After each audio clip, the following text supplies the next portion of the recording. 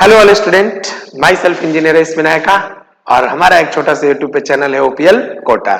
Student नीति batch के अंतर्गत आज हम लोग देखेंगे लेक्चर नंबर 4। तो फटाफट कॉपी पेन ले लो और हेडिंग डाल लो लेक्चर नंबर 4। राइट, इस लेक्चर में बेसिकली हम लोग क्या पढ़ने वाले हैं? Aromatic compound, anti aromatic compound, non aromatic compound. उसमें सबसे पहला हेडिंग है एरोमेटिक। जल्दी से हम लोग हेडिंग डाल लेते हैं, एरोमेटिक कंपाउंड। राइट, अब हम लोग सीखेंगे कि एरोमेटिक कंपाउंड किसे कहते हैं, एरोमेटिक कंपाउंड क्या क्या होता है, एरोमेटिक से मॉलिक्यूल का स्टेबिलिटी कैसे बढ़ता है, ये सारी बातें हम लोग यहां पे डिस्कस करेंगे। राइट, तो सबसे पहले हमको समझना होगा कि एरोमेटिक कंपाउंड होता क्या है। बहुत सिंपल तरीके से तुमको समझाते हैं। देखो, जैसे मान लो हमारा एक इंडिया, ये एक कंट्री है। इंडिया में क्या है, कुछ ऐसे समुदाय हैं, कुछ ऐसे लोग हैं जो पूरे इंडिया में सबसे अमीर हैं, सबसे स्टेबल हैं। अब नाम भी तुमको पता होगा, जैसे अंबानी ग्रुप, अडानी ग्रुप, ये सब क्या है, टाटा ग्रुप, ये सब बहुत अमीर लोगों का एक अलग ग्रुप है जो बहुत ही ज्यादा अमीर है। वैसे ही ऑर्गेनिक केमिस्ट्री में एक समुदाय होता है, एक सोसाइटी होता है, जिस सोसाइटी को हम लोग एरोमेटिक कहते हैं। ये पूरे ऑर्गेनिक केमिस्ट्री के सबसे स्टेबल मॉलिक्यूल में से एक है। इनका अपना एक सोसाइटी है जो हाईली स्टेबल के नाम से जाने जाते हैं। अगर तुमसे बस पूछा जाए कि व्हाट इज एरोमेटिक कंपाउंड, तो तुम कह सकते हो कि in the organic chemistry more and more stable compound is called aromatic compound। पहले बोलो, पूरे ऑर्गेनिक केमिस्ट्री में जो सबसे ज्यादा स्टेबल कंपाउंड होते होंगे उसमें से एक एरोमेटिक कंपाउंड है। तो इसको पहले लिख लेते हैं, in the organic chemistry more and more stable compound, जो सबसे ज्यादा स्टेबल कंपाउंड होगा that is called aromatic compound. अब क्वेश्चन है, ऐसे मॉलिक्यूल को पहचानेंगे कैसे? बहुत सिंपल। पहला यहां हेडिंग डाल लेते हैं कि कंडीशन ऑफ एरोमेटिक। एरोमेटिक का क्या क्या कंडीशन होना चाहिए? बहुत सिंपल कंडीशन है, 3 कंडीशन है। पहला, condition number 1, molecule should be cyclic. Molecule क्या होना चाहिए? साइक्लिक होना चाहिए। साइक्लिक का मतलब क्लोज चेन होना चाहिए। दूसरा है रेजोनेंस ओवर द रिंग। मतलब दूसरा क्या है, पूरे रिंग पर रेजोनेंस होना चाहिए। देखो, पहला मॉलिक्यूल क्या होना चाहिए? साइक्लिक होना चाहिए। दूसरा रेजोनेंस होना चाहिए। कहां होना चाहिए? पूरे रिंग पर होना चाहिए, आधे रिंग पर नहीं, पूरे रिंग पर रेजोनेंस होना चाहिए। रेजोनेंस करने तुमको आता है।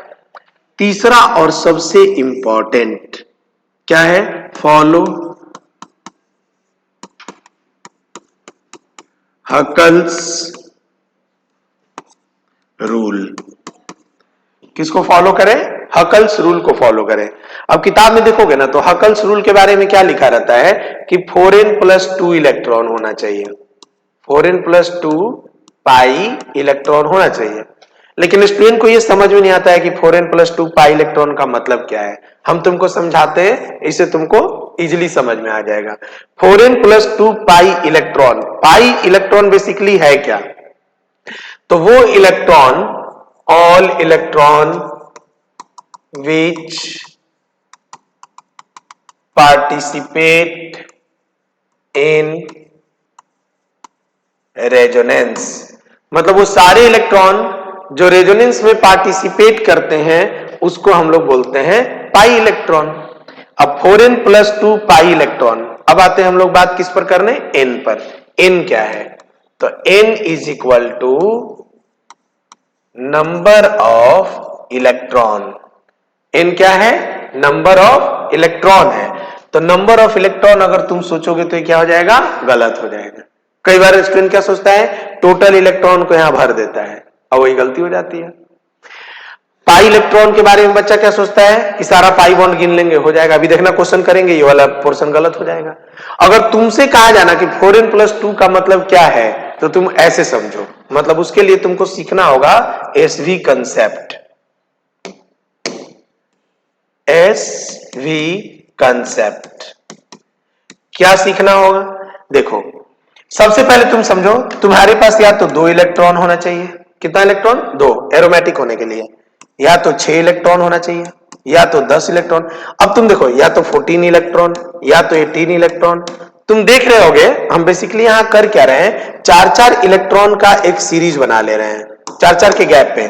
2 में 4 जोड़े 6 आ गया, 6 में 4 जोड़े 10, 10 में 4 जोड़े 14, 14 में 4 जोड़े 18।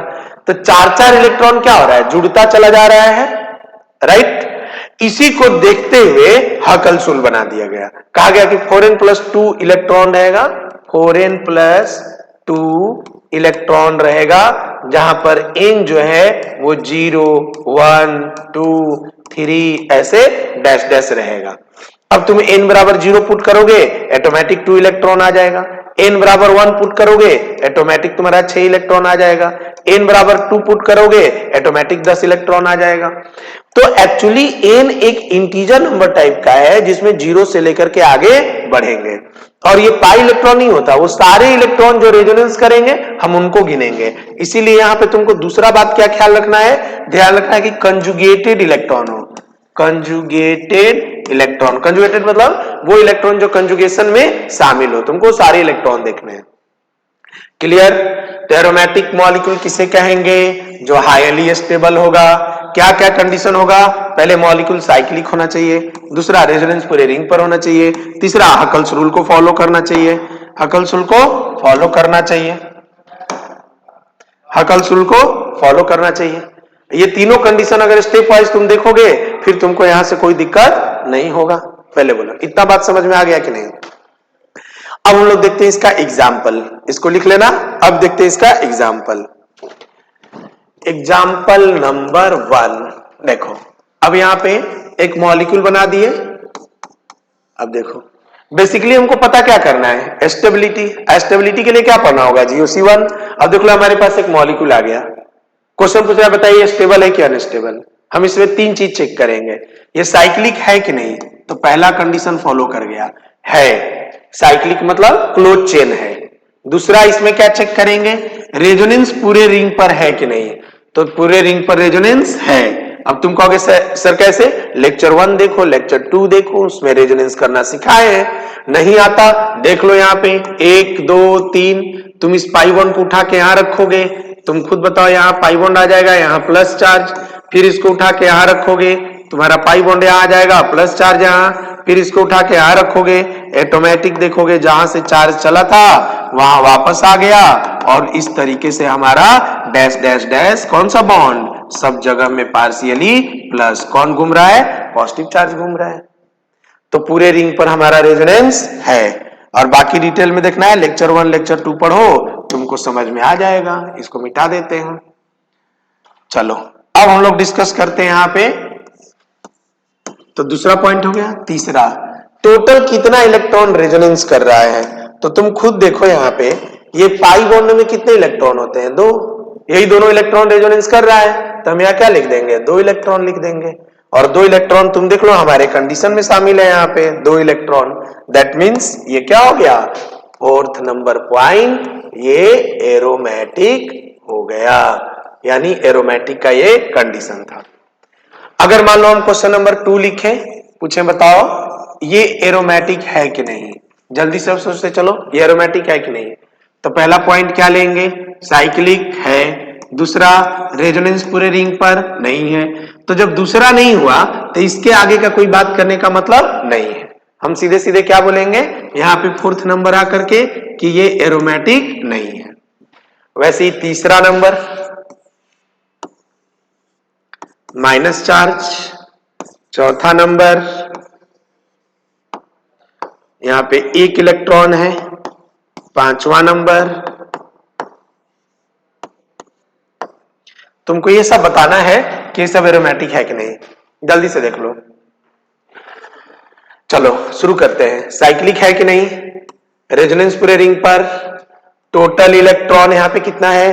तो देखो 2 इलेक्ट्रॉन यहां है। अब जो स्टूडेंट हकल्स रूल याद किया है वो याद किया होगा 4n+2 पाई इलेक्ट्रॉन। अब तुम खुद बताओ 4n+2 जोड़ोगे तब तो खाली पाई इलेक्ट्रॉन का 2 आएगा, तो उसके अनुसार ये एरोमेटिक हो जाएगा, जबकि एक्चुअली में एरोमेटिक नहीं है। यहां पे क्यों? क्योंकि इसके पास 2 इलेक्ट्रॉन है कि 4 इलेक्ट्रॉन है?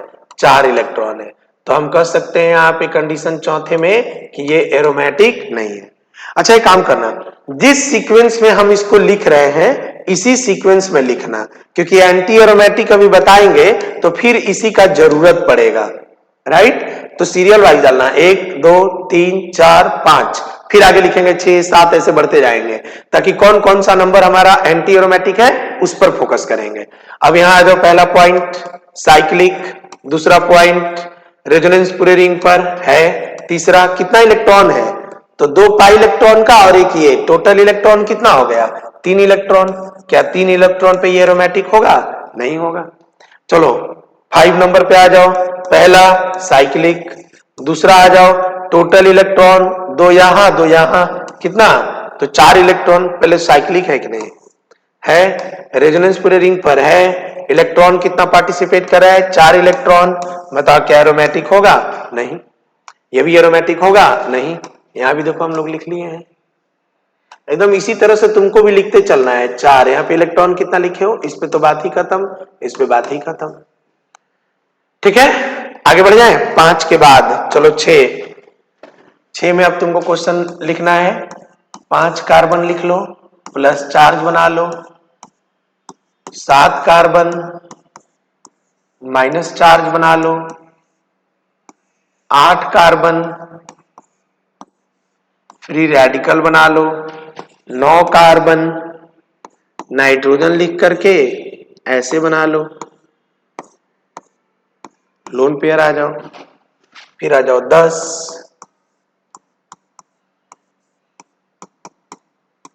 11,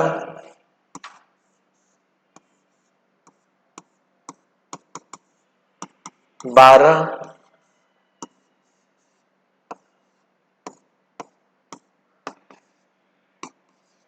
13, 13 में यहाँ पे रहेगा,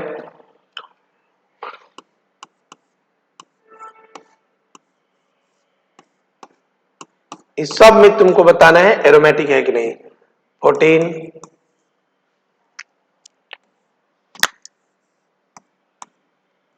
15,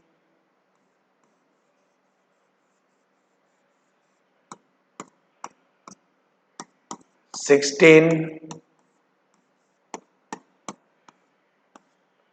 17, इस सब में तुमको बताना है, राइट, कि एरोमेटिक है कि नहीं।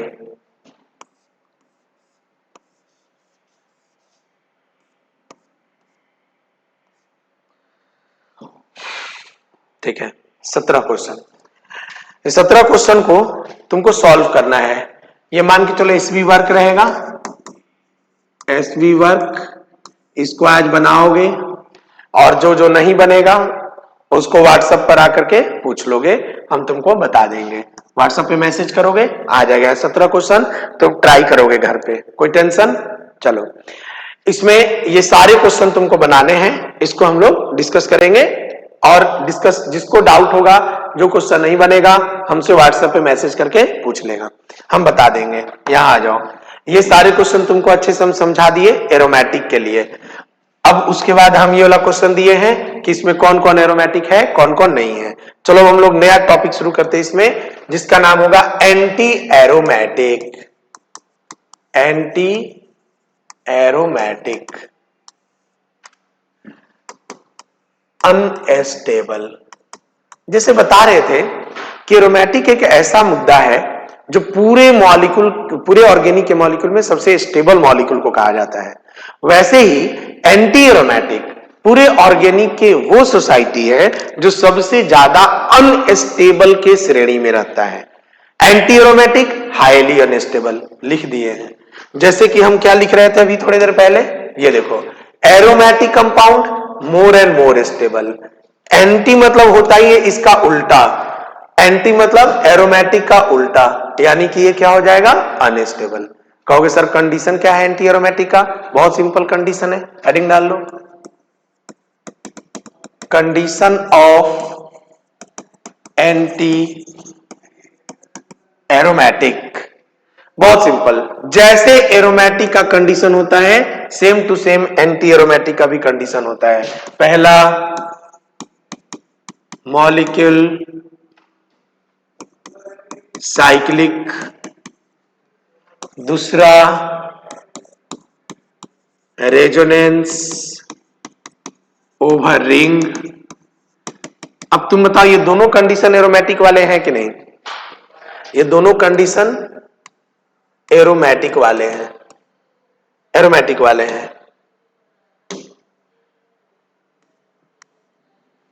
बस तीसरा कंडीशन डिफरेंस है। जब एरोमेटिक कंपाउंड होता है तो हम लोग लिखते हैं 4n+2, इसके लिए लिखेंगे 4n इलेक्ट्रॉन। अब 4n इलेक्ट्रॉन में किताब में देखोगे तो लिखा रहेगा 4n पाई इलेक्ट्रॉन, मतलब वो इलेक्ट्रॉन जो पाई बॉन्ड बनाया हो। अब मेरा ये कहना है कि ये वो इलेक्ट्रॉन गिनिएगा जो रेजोनेंस किया हो, रेजोनेंस करेगा इसको गिनेंगे। n बराबर फिर वही बात 0 1 2 3 1 2 3 पुट करते जाएंगे। क्लियर? जिसमें 0 इसमें वैलिड नहीं हो पाता है, बेसिकली इसमें वैलिड हो पाता है कौन सा, 1 से। तो 4 इलेक्ट्रॉन्स इसमें हम लोग गिनते हैं, जैसे पहला गिनेंगे 1 2 ऐसे। अब ये कैसे गिनेंगे देखो, जैसे मान लो 4 इलेक्ट्रॉन, फिर यहाँ पे 8 इलेक्ट्रॉन, 12 इलेक्ट्रॉन।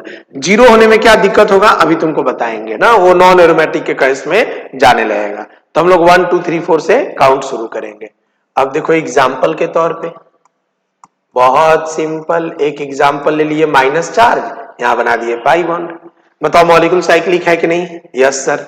रेजोनेंस पूरे रिंग पर है कि नहीं? Yes sir. टोटल इलेक्ट्रॉन कितना है? तो देखो यहां पे 2 इलेक्ट्रॉन है, और निगेटिव चार्ज का मतलब कितना इलेक्ट्रॉन होता है? 2। टोटल इलेक्ट्रॉन कितना हुआ? 4। ये लो तुम्हारा एंटी एरोमेटिक हो गया, ये एंटी एरोमेटिक है। और एक एग्जांपल दे रहे हैं ताकि तुमको अच्छे समझ में आए। यहां पे साइक्लिक है, रेजोनेंस पूरे रिंग पर है, टोटल 4 इलेक्ट्रॉन है, तो यानी कि ये एंटी एरोमेटिक होगा। तो 2 क्वेश्चन देखो तुमको एंटी एरोमेटिक से दिखाए, एक क्वेश्चन नंबर 1, क्वेश्चन नंबर 2, ये दोनों दिखा दिए। चलो अब यहां पे आते हैं, तुमको ये देखना है कि इसमें कौन कौन सा मॉलिक्यूल एंटी एरोमेटिक है। देखो ये वाला तो अभी तुमको बता दिए, ये एंटी एरोमेटिक है। इसमें से खोज लो और 2 2 4, देखो ये वाला मॉलिक्यूल भी एंटी एरोमेटिक होगा, ये वाला। तो हम लोग लिख सकते हैं एंटी एरोमेटिक, ये सब एंटी एरोमेटिक वाले हैं। और अगर एंटी एरोमेटिक देखना है तो तुम इसमें खोजना कौन कौन एंटी एरोमेटिक के मॉलिक्यूल हैं। ठीक है? तो 2 पॉइंट हम लोग सीखे, कौन कौन सा, एक एरोमेटिक सीख लिए, फिर हम लोग सीखे एंटी एरोमेटिक, अब लास्ट हम लोग सीखने चलते हैं non aromatic. Non aromatic, right? Non aromatic compound किसे होते हैं? बहुत सिंपल, जो एरोमेटिक भी ना हो और एंटी एरोमेटिक भी ना हो, एटोमेटिक नॉन एरोमेटिक हो जाएगा। जैसे एग्जांपल देख लो, ये देखो ये क्या हो गया, नॉन एरोमेटिक, साइक्लिक है, रेजोनेंस पूरे रिंग पर नहीं है, राइट? अगर मान लो और एग्जांपल दिखाना हो, ये देख लो, यहां पे प्लस चार्ज, ये यहां पे तुम्हारा साइक्लिक है, पहला कंडीशन, दूसरा रेजोनेंस पूरे रिंग पर नहीं है, नॉन एरोमेटिक हो गया। तो हम समझते हैं कि तीनों बात समझ गए, aromatic, non aromatic, anti aromatic. ये तीनों में अगर किसी को कहीं भी डाउट होगा तो तुम पूछ सकते हो, ढेर सारा क्वेश्चन दिए, इसको तुम बना सकते हो। एरोमेटिक और एंटी एरोमेटिक से मॉलिक्यूल का कैसे पता लगाएंगे, जैसे अब क्वेश्चन कैसे पूछेगा, देखो क्वेश्चन है which of the following more stable, करा बताइए इसमें से कौन सबसे ज्यादा स्टेबल होगा। ए ऑप्शन तुम्हारा 5 कार्बन का रिंग, बी ऑप्शन 5 कार्बन है लेकिन माइनस चार्ज है, C option 4 carbon, D option तुम्हारा लिख देते हैं 6 कार्बन, और यहां पे एक बॉन्ड। जल्दी से बताओ कौन सा स्टेबल होगा? पहला वाला देखो, साइक्लिक है, रेजोनेंस पूरे रिंग पर, इलेक्ट्रॉन कितना हो गया 4, इसका नाम होगा एंटी एरोमेटिक, तो इस पे तो बात नहीं करेंगे। दूसरा साइक्लिक, रेजोनेंस पूरे रिंग पर, टोटल इलेक्ट्रॉन 6। अच्छा साइक्लिक समझते हो ना, क्लोज चेन। और रेजोनेंस पूरे रिंग पर का क्या मतलब है? जब ये रेजोनेंस करेगा तो पूरे रिंग पर ऐसे ऐसे घूमेगा, ये नहीं कि आधे रिंग पे जाकर के वापस हो जाएगा। 6 इलेक्ट्रॉन, 6 इलेक्ट्रॉन का मतलब क्या हो गया? ये एरोमेटिक हो गया, राइट। अब आ जाओ इसमें देखो, साइक्लिक, रेजोनेंस पूरे रिंग पर, 4 इलेक्ट्रॉन, एंटी एरोमेटिक हो गया। यहां पे देख लो, साइक्लिक, रेजोनेंस पूरे रिंग पर नहीं है, ये क्या हो जाएगा? नॉन एरोमेटिक हो जाएगा। अब तुम खुद बताओ सबसे ज्यादा स्टेबल कौन हो जाएगा? बी। क्लियर हो गया? तो देखो धीरे धीरे हम लोग क्या कर रहे हैं, मॉलिक्यूल के स्टेबिलिटी के तरफ बढ़ रहे हैं, राइट। ये सारा क्वेश्चन तुमको अच्छे से समझ में आ गया होगा, जितना भी क्वेश्चन था, aromatic, anti aromatic, non aromatic, इन सब से रिलेटेड हम लोग अच्छे से सीख गए। अब हम लोग आगे बढ़ते हैं। तो aromatic, anti aromatic, non aromatic, ये एक टॉपिक था जो हमारा अच्छे से कंप्लीट हो गया, राइट। अब हम लोगों को एक नया टॉपिक डिस्कस करना है जिसका नाम है प्रॉपर्टी ऑफ रेजोनेंस। क्या लिखेंगे? Property of resonance. हेडिंग डाल लो, थ्योरेटिकल टॉपिक है, लिखना है यहां पे प्रॉपर्टी ऑफ रेजोनेंस। कहोगे कि सर एक प्रॉपर्टी तो नहीं है, ढेर सारा प्रॉपर्टी है, तो लिखिए यहां पे प्रॉपर्टीज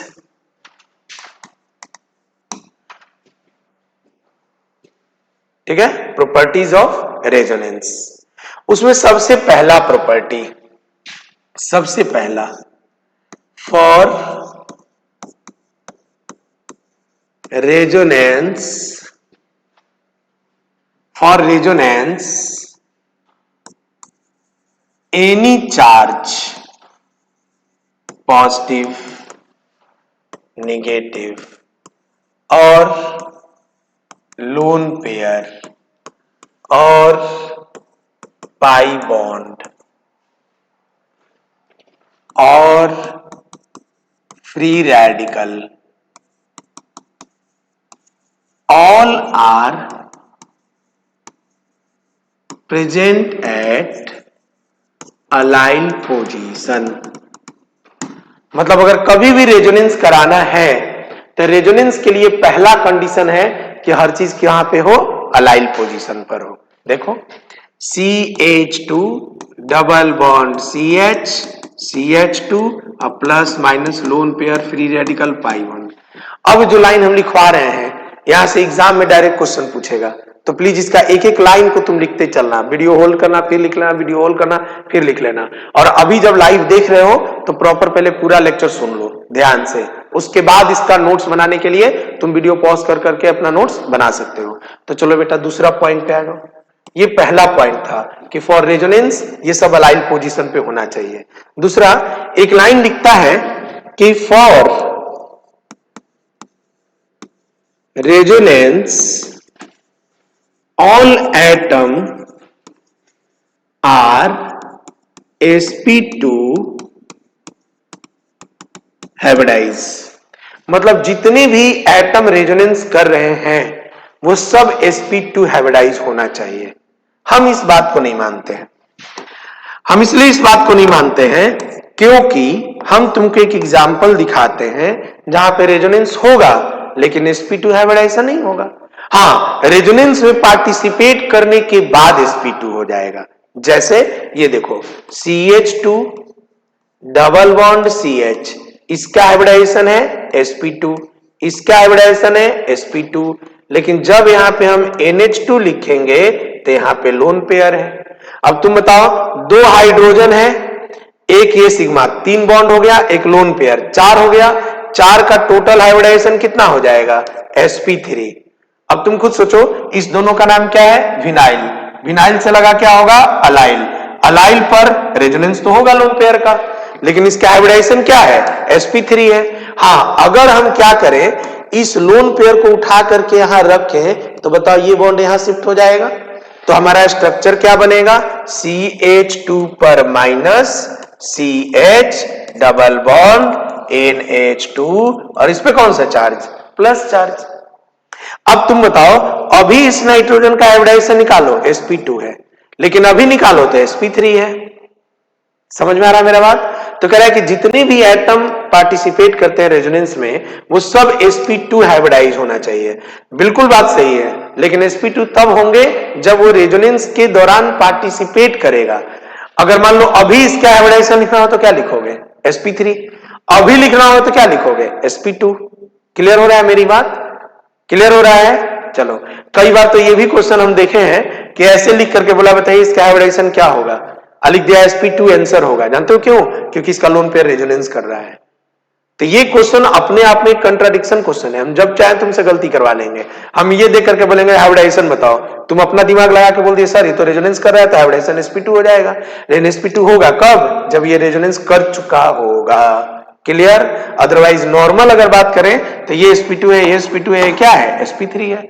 लेकिन अगर ये रेजोनेंस करेगा तो इसका हाइब्रिडाइजेशन क्या हो जाएगा, sp2 हो जाएगा। तो रेजोनेंस तो करेगा ही। तो कई बार किताब में हम देखे हैं कि इस नाइट्रोजन का हाइब्रिडाइजेशन sp2 लिख देता है, तो कंफ्यूज मत होना।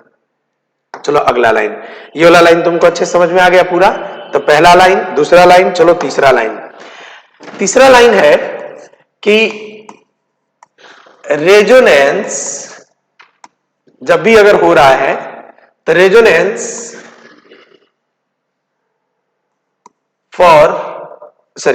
Resonance possible for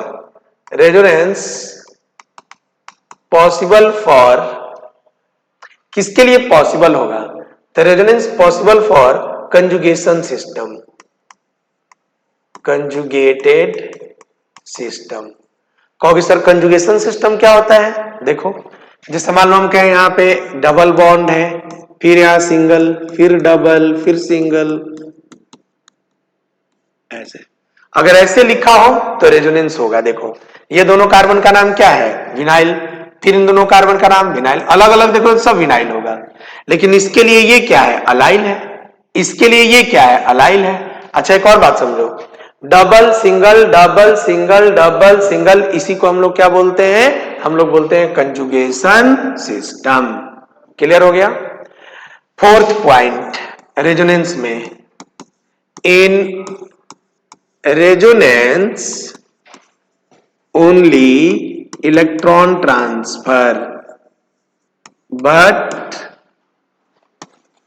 all atom are present at their position, nucleus are at centre. कहने का क्या मतलब है इसका, कि जब भी रेजोनेंस होगा तो रेजोनेंस में केवल कौन ट्रांसफर होता है, तो याद रखना रेजोनेंस में इलेक्ट्रॉन ट्रांसफर होता है। रेजोनेंस में कौन ट्रांसफर होता है, इलेक्ट्रॉन ट्रांसफर होता है। लेकिन जो एटम होते हैं, जो न्यूक्लियस होते हैं, वो अपने सेंटर पे रहते हैं, जो जहां है वहीं पे प्रेजेंट रहेगा, केवल इलेक्ट्रॉन उठ उठ के भागेगा। एग्जाम्पल देख लो, एग्जाम्पल मान लो हम यहां पे लिखे CH2 double bond CH, CH2 plus charge, 1 2 3। अब 3 कार्बन है, मान लो हम इसका रेजोनेंस कराना चाहते हैं, तो तुम केवल किसको उठा के रखोगे, पाई बॉन्ड को। लेकिन जैसे ही तुम पाई बॉन्ड को रखोगे, तुम बताओ जो प्लस चार्ज है वो अपनी जगह पर एज इट इज रहेगा। मैं ये पाई बॉन्ड यहां चला गया तो पाई बॉन्ड गया तो प्लस चार्ज यहां आ गया। लेकिन तुम देखोगे तो कार्बन 1 2 3 जितने भी कार्बन है ये सब के सब अपने पोजीशन पर है, इसमें किसी तरह का कोई दिक्कत नहीं है, सब अपना कहीं कोई ट्रांसफर नहीं हुआ है। मेरा बात समझ गए? अगर इसका एक साथ क्या स्ट्रक्चर बनाना होगा तो हम 3 स्ट्रक्चर बनाएंगे, इसको ऐसे डैश डैश, यहां प्लस और यहां प्लस लिखेंगे। ये देख लो रेजोनेटिंग स्ट्रक्चर का कंजुगेशन सिस्टम है। ये देख लो रेजोनेंस में कौन कौन कंडीशन होगा, पहला दूसरा तीसरा कंडीशन कंजुगेशन सिस्टम होना चाहिए। रेजोनेंस में केवल इलेक्ट्रॉन ट्रांसफर होगा। इसके बाद पांचवा प्रॉपर्टी, ये और इंपॉर्टेंट है, बहुत इंपॉर्टेंट है ये, कि when one atom have more than one pi bond, lone pair, pi bond, lone pair, negative charge, positive charge, कुछ भी। अगर किसी एक एटम पर एक से ज्यादा पॉजिटिव, एक से ज्यादा नेगेटिव, एक से ज्यादा लोन पेयर, अगर ये सब कुछ भी रहेगा तो रेजोनेंस में केवल एक पार्टिसिपेट करेगा। Then in resonance only one will participate.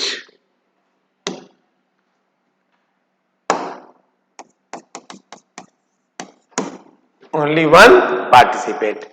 Example के तौर पे देख लो, मान लो अगर हम करें CH2 डबल बॉन्ड CH, यहां क्लोरीन है, तुम बताओ इसके पास कितना लोन पेयर है? कहोगे सर 3। रेजोनेंस कितना करेगा? 1। ये देखो लोन पेयर को यहां रखेंगे, ये वाला बॉन्ड यहां शिफ्ट हो जाएगा, प्रोडक्ट बनेगा CH2 पर माइनस, यहां CH double bond chlorine plus charge और यहां पे लोन पेयर। कोई दिक्कत? अब तुम बताओ ये जो दोनों लोन पेयर वो पार्टिसिपेट नहीं कर रहे हैं। अब एग्जाम में क्वेश्चन पूछ देगा कि ऐसा क्यों? क्यों अगर एक से ज्यादा लोन पेयर है तो बाकी पार्टिसिपेट नहीं कर रहे हैं? तो देखो यहां पे एक एसवी कंसेप्ट समझो। एसवी कंसेप्ट ये कहता है कि अगर कभी भी रेजोनेंस करना है, for resonance all atom are in same plane. जैसे अगर मान लो हम ये कहें कि हम CH2 डबल बॉन्ड CH और CH2 लिखे हैं, यहां पे सॉरी क्लोरीन लिखे हैं, क्लोरीन यहां पे, तो क्लोरीन लिखे हैं, तो इस क्लोरीन के पास टोटल कितने लोन पेयर हैं? 3 लोन पेयर हैं। इस 3 लोन पेयर में एक ही लोन पेयर होगा ना जो इस पाई बॉन्ड के प्लेन में होगा। जैसे CH2, यहां CH, यहां क्लोरीन, इसके पास 2 लोन पेयर। अब यहां पे एक पाई बॉन्ड है, ऐसे ऐसे, ये देखो ऐसे बॉन्ड बनाया है, ये ऐसे बॉन्ड बनाया है। तो अब इस क्लोरीन का जो एक लोन पेयर है वो एक 3 लोन पेयर है, तो कोई एक लोन पेयर होगा ना जो इस पाई बॉन्ड के प्लेन में होगा, तो केवल वही पार्टिसिपेट करेगा। बाकी के जो लोन पेयर होंगे वो तो किसी दूसरे प्लेन में जा चुके होंगे, तो क्या वो रेजोनेंस करेंगे? नहीं। तो ये बात याद रखना कि अगर कभी भी रेजोनेंस हो रहा है तो अगर एक से ज्यादा पाई बॉन्ड है, एक से ज्यादा लोन पेयर है, एक से ज्यादा नेगेटिव चार्ज है, पॉजिटिव चार्ज है, रेजोनेंस में केवल एक ही पार्टिसिपेट करेगा। क्यों? क्योंकि एक बार में कोई एक लोन पेयर, एक नेगेटिव चार्ज, एक पॉजिटिव चार्ज इस पाई बॉन्ड के प्लेन में रहेगा, बाकी नहीं रहेंगे। क्लियर हो गया? चलिए आइए question number 6, sorry property number 6 बड़ा इंपॉर्टेंट है। When an atom have both lone pair and pi bond, then in resonance only pi bond will participate। मतलब अगर मान लो एक एटम है और उसके पास लोन पेयर भी है और उसके पास पाई बॉन्ड भी है, तो रेजोनेंस में कौन पार्टिसिपेट करेगा? देख लो, एक एटम है, उसके पास लोन पेयर भी है और उसके पास पाई बॉन्ड भी है। बहुत अच्छा क्वेश्चन। रेजोनेंस कौन करेगा? पाई बॉन्ड करेगा, इस लोन पेयर से कोई मतलब नहीं होगा। ये पाई बॉन्ड कैसे पार्टिसिपेट करेगा? तो हम कहेंगे ये बॉन्ड मान लो अपनी तरफ से तोड़ दिए तो ये बॉन्ड यहां शिफ्ट हो गया। यहां देखो नाइट्रोजन, इसको यहां शिफ्ट करोगे तो यहां प्लस आ जाएगा, ये पाई बॉन्ड यहां आ जाएगा, ये वाला उठ करके यहां पे नेगेटिव चार्ज आ जाएगा और ये वाला pi bond as it is रह जाएगा। फिर इस नेगेटिव चार्ज को अगर तुम ऐसे रखोगे तो ये वाला बॉन्ड यहां शिफ्ट हो जाएगा, तो रेजोनेंस बनेगा यहां पे नाइट्रोजन आ जाएगा पहले, यहाँ पे एक बॉन्ड, यहाँ पे माइनस चार्ज, यहाँ पे प्लस चार्ज, फिर ये आपस में ऐसे मिल करके और फाइनल बॉन्ड बना लेंगे। नाइट्रोजन, यहाँ पे बॉन्ड, यहाँ बॉन्ड, यहाँ बॉन्ड, और लोन पेयर जो था वो एज इट इज इसका लोन पेयर तुम देख लो रह गया। कोई कहीं दिक्कत हो तो तुम हमसे पूछ सकते हो। ये लो लोन पेयर यहाँ पे रह गया। बताओ इतना बात समझ में आ गया कि नहीं? क्लियर हो गया? क्लियर हो गया। अब चलो एक 7 नंबर, बहुत इंपॉर्टेंट प्रॉपर्टी, रेजोनेंस का बहुत इंपॉर्टेंट। अगर तुम रेजोनेंस सीख रहे हो तो तुमको ये प्रॉपर्टी जरूर आना चाहिए। हम एक लाइन लिखे हैं कि रेजोनेंस के लिए जितने भी एटम हैं वो सब एक प्लेन में होते हैं। अगर मान लो एक प्लेन में नहीं है तो रेजोनेंस नहीं करेगा। अब इसका सबसे बड़ा कारण क्या होगा वो समझना। जैसे हम यहाँ पे एक क्वेश्चन लेते हैं, बेंजीन रिंग है, यहाँ पे नाइट्रोजन है, यहाँ CH3 है, यहाँ पे लोन पेयर है। क्वेश्चन है बताइए लोन पेयर रेजोनेंस करेगा कि नहीं? तो तुम समझना इस दोनों का नाम क्या है? विनाइल। विनाइल से लगा क्या है? अलाइल। इसके पास तो लोन पेयर है। क्या ये रेजोनेंस करेगा? नहीं करेगा। क्यों नहीं करेगा ये समझना। ये बड़ा ग्रुप लगा है, यहां मान लो CH3 लिख दिए हैं, तो ऊपर भी बड़ा ग्रुप, यहां भी बड़ा ग्रुप, ऐसे बड़ा ग्रुप लगा हुआ है। ये क्या करेगा? ऐसे ऐसे घूम जाएगा। जैसे ऐसे समझो मेरा दोनों हाथ है, ऊपर में यहाँ CH3 है, नीचे भी CH3 है, तो ये दोनों नजदीक होने से वंडरवाल फोर्स लग रहा है। इसको कम करने के लिए ऐसे मुड़ जाएगा, तो जब ऐसे मुड़ेगा तो रिपल्सन फोर्स कम हो जाएगा ना। ये देखो ऐसे मुड़ जाएगा तो रिपल्सन फोर्स क्या हो जाएगा? कम हो जाएगा। कम होने से इसका स्टेबिलिटी क्या होगा? बढ़ जाएगा। तो ये लोन पेयर का प्लेन इस पाई बॉन्ड के प्लेन में नहीं रह पाता है, जिसकी वजह से lone pair don't participate in resonance। बोलो क्लियर हो गया कि नहीं ये बात? तो बहुत अच्छा लाइन हम तुमको सिखाए आज, दिखाए कि किस तरीके से एरोमेटिक मॉलिक्यूल होता है, किस तरीके से एंटी एरोमेटिक मॉलिक्यूल होता है, नॉन एरोमेटिक मॉलिक्यूल होता है, प्रॉपर्टी ऑफ क्या क्या रेजोनेंस है, मतलब रेजोनेंस में हम लोग क्या क्या बात का ध्यान रखते हैं। सबसे इंपॉर्टेंट रेजोनेंस का टर्म्स है जिसका नाम है स्टेबिलिटी ऑफ रेजोनेंस। जैसे मान लो कोई मॉलिक्यूल है रेजोनेंस कर रहा है और उसका 2-3 स्ट्रक्चर बन रहा है, उसमें कौन ज्यादा स्टेबल होगा, ऐसा क्वेश्चन जेईई में बहुत पूछता है। और इस तरह का प्रॉपर्टी का क्वेश्चन मेडिकल में आता है। तो स्टेबिलिटी वाला रेजोनेंस का क्लास मेरा नेक्स्ट लेक्चर होगा, इसलिए हम यही कहेंगे कि तुम लेक्चर नंबर 1, 2, 3, 4 बहुत अच्छे से रिवाइज करके तब लेक्चर 5 में बैठोगे, एक साथ पूरा रेजोनेंस तुम्हारा रिपेयर हो जाएगा। और उसके बाद फिर हम लोग हाइपर कंजुगेशन इंडक्टिव शुरू कर देंगे। तुमको पता है हाइपर कंजुगेशन इंडक्टिव छोटा टॉपिक है, रेजोनेंस बड़ा है। आज जितना बढ़िया से हम लोग GOC 1 को सीखेंगे, GOC 2 में आगे आने वाले पूरे ऑर्गेनिक केमिस्ट्री में हमें बहुत मदद मिलेगा। नोट्स बेटा प्रॉपर बनाना लेक्चर वाइज। कोई क्वेश्चन में डाउट हो तुम हमारा व्हाट्सएप नंबर है ऑफिस का डिस्क्रिप्शन में दिया हुआ है, वहां से तुम व्हाट्सएप करो कि सर इस क्वेश्चन का आंसर बता दीजिए, तुम्हारे तक पहुंच जाएगा। क्योंकि सारे क्वेश्चन का आंसर हमारे ऐप पर ऑलरेडी अपलोड है, लेकिन हम नहीं चाहते कि तुम अभी ऐप पर या इधर उधर परेशान हो। हम चाहते हैं यूट्यूब पे प्रॉपर मेरे साथ जुड़ो, पढ़ो। कुछ बच्चों का ये था कि सर डेली क्लास कितने बजे होगा? अरे 10 बजे बताए ही है, 10 बजे डेली क्लास होगा। कुछ बच्चों का था सर डेली लेंगे, डेली मतलब क्या? सोमवार, मंगलवार, बुधवार, क्योंकि बृहस्पति, शुक्र, शनि 3 दिन क्लास मेरा 11th में रहता है, राइट। तो 11th का बैच अभी शुरू होने वाला है, जल्दी हम लोग आरंभ बैच स्टार्ट करेंगे। तो आरंभ बैच यानी 11th का, नीति बैच 12th का और विजय बैच टारगेट का। तो विजय और आरंभ बैच अभी शुरू होने वाला है, अभी केवल और केवल नीति बैच पे काम कर रहे हैं। तो तैयारी करते रहो, खुश रहो, हैप्पी रहो घर पे, और प्रॉपर नए जुनून के साथ 2025 में केमिस्ट्री में इतिहास लिखने के लिए तैयार हो जाओ। ये वीडियो ज्यादा से ज्यादा अगर पॉसिबल हो तो शेयर करो, ताकि और भी बच्चे जो बड़े शहर में नहीं आ पाए या कहीं कोचिंग नहीं कर पा रहे हैं वो घर पे बैठ के अच्छे से तैयारी करें और केमिस्ट्री से अपना डर खत्म कर लें। बहुत बच्चे हमको डॉक्टर ऑफ केमिस्ट्री कहते हैं, उन सारे बच्चों को थैंक यू।